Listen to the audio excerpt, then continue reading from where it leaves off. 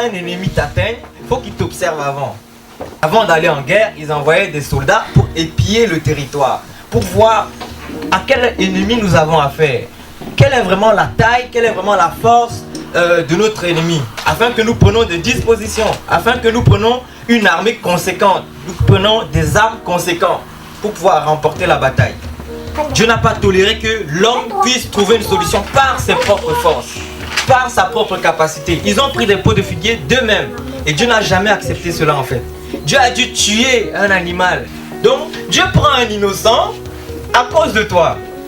Et là on nous parle déjà de Jésus ici. Dans le jardin d'Éden, Dieu a pris un animal et il a tué. Avec sa peau, il a recouvert leur nudité.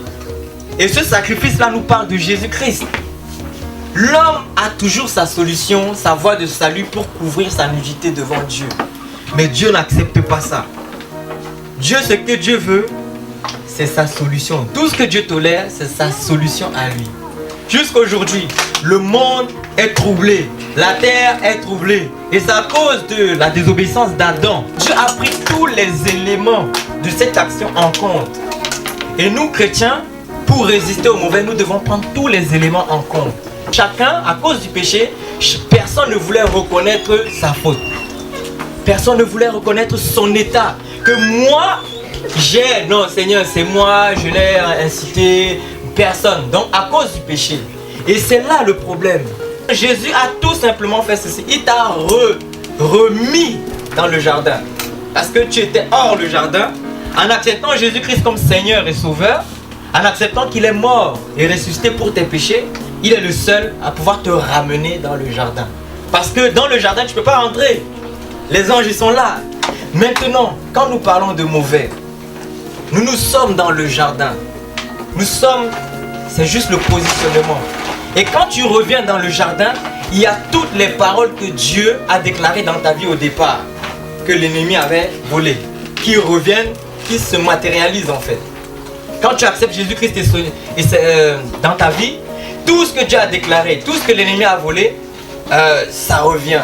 Dieu restitue, Dieu remet en ordre. Il te répare. C'est pour ça que la Bible dit, par les meurtrissures de Jésus-Christ, nous sommes guéris. Si Satan t'a volé la santé, quand tu reviens dans le jardin, quand tu reviens à Jésus-Christ, quand tu reviens dans sa présence, quand tu l'acceptes comme Seigneur et Sauveur dans ta vie, du coup, Dieu te redonne la domination qu'il t'avait donnée au départ. Parce que quand Adam a péché, c'est ce qu'il a perdu. Il a perdu son innocence. Il a aussi perdu cette domination qu'il avait pas sur l'univers, mais sur la terre, sur la création que Dieu lui avait donnée. Parce que c'est Adam qui était comme le petit Dieu qui devait gérer la terre. Et quand tu acceptes Jésus-Christ, en fait, tu reprends ce positionnement-là de dominateur. Tu reprends ce positionnement-là de dominateur. Maintenant, tu domines sur les poissons, tu domines sur les oiseaux, tu domines sur toute la création que Dieu a disposée pour toi, pour ton bien. Mais pas que. L'ennemi est là, dans le jardin. Si Dieu a donné cette domination, c'est pour que nous puissions en fait dominer sur le serpent aussi qui est dans le jardin. Parce que quand Dieu a donné cet ordre-là, c'était aussi pour que Adam domine sur le serpent. Amen. Amen. Donc quand Dieu, tu reviens dans le jardin, donc du coup il te donne la domination aussi sur le serpent. Amen. Mais tu dois être dans le jardin. Amen. Parce que c'est dans le jardin que tu as la domination. Si tu n'es pas dans le jardin, c'est pas possible. Tu es hors jardin. Donc du coup, les chérubins sont là, tu ne peux pas entrer. Il y a des adversaires contre qui nous devons combattre. Dieu même a ses adversaires. Il a l'ennemi, Satan et ses anges. Toi aussi, la Bible dit que Dieu, quand tu as accepté Jésus-Christ, Dieu t'a transporté du royaume des ténèbres à la lumière de son Fils bien-aimé. Donc sache que quand tu acceptes seulement Jésus-Christ, tu as changé de camp, c'est fini pour toi. Automatiquement dans l'esprit, tu es adversaire. Que tu le saches ou pas. Parce que Dieu lui l'a opéré ça dans l'esprit. Donc tu changes de camp. C'est comme si tu es à la droite là, tu vas à la gauche. Ceux qui sont à la gauche savent que toi tu n'es plus avec nous. Donc du coup eux ils se préparent.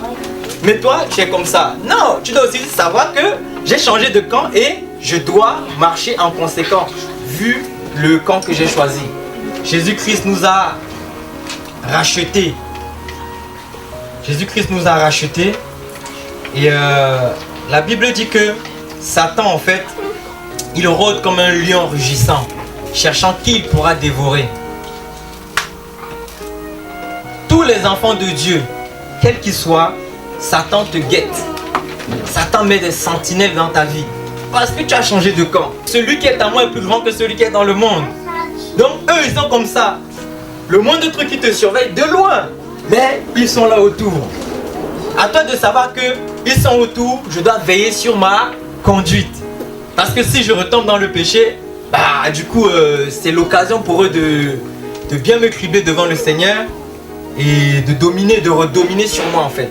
Parce que Satan ne peut dominer que sur nous à cause du péché. Accepte Jésus-Christ comme Seigneur et Sauveur. Dieu nous fait grâce du don du Saint-Esprit. Et par cet esprit-là maintenant, nous pouvons combattre.